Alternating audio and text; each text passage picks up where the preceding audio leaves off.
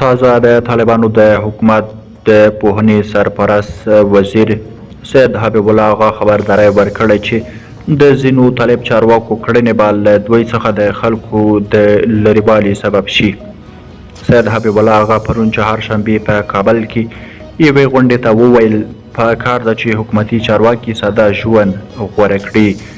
دا ادعا وکړه چې طالبان د خلکو په ملاتړ واک ته رسېدلي خو اوس یې وزیران خلکو ته د لیدو وخت نه ورکوي. سید حبیب آغا د طالبانو د حکومت پر اقداماتو هم نیوکه وکړه. وی ویل موږ ځانونه د صحابه کرامو جانشین بولو. صحابه کرامو داسې حکومت کوه لکه اوس چې موږ کوو. اخر به ولس زموږ څخه مخ واړوي. درنو لیدونکو له ملتیا مو مننه. که زموږ له چینل سره تازه یوځای شوي یاست هیله ده چینل هم در سره سبسکرایب کړئ.